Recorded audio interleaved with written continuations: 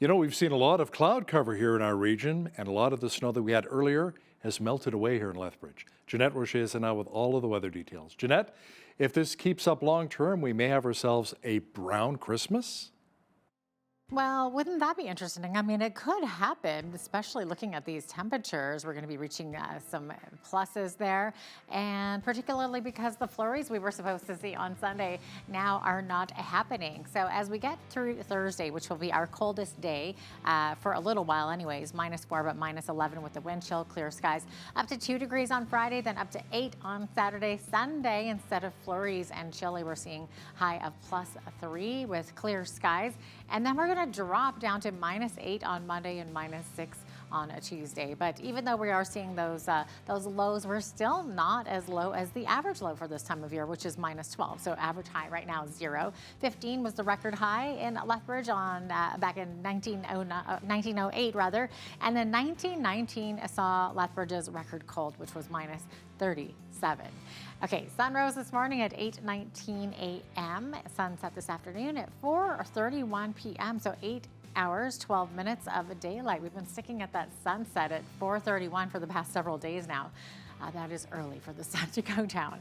Okay, on the west coast tomorrow, 7 degrees for the high in Victoria with 30% chance of showers, 40% in Vancouver, high of 6 degrees. Edmonton sitting at -6 with mainly cloudy skies tomorrow, mix of sun and cloud tomorrow in Calgary with a high of -5. Now in the rest of the prairies, we're seeing a lot more frostbite, particularly in Winnipeg, but Saskatoon and Regina also seeing those wind chill factors in the high -20s and in the -30s, but daytime highs -17 in Saskatoon, -18 in Regina, -21 for the high in Winnipeg. Winnipeg under extreme cold warning though, with that wind chill going to feel like in the -40s. So also looking at that frostbite risk. As we get to the rest of the country, we're seeing mostly precipitation in the form of some rain there, but actually flurries here in the central part. It's mostly rain on the east coast there. So Toronto seeing some flurries, -5 there. Ottawa, 70% chance of flurries tomorrow with a high of -4, and 0 in Montreal with some flurries. All three of those cities also seeing some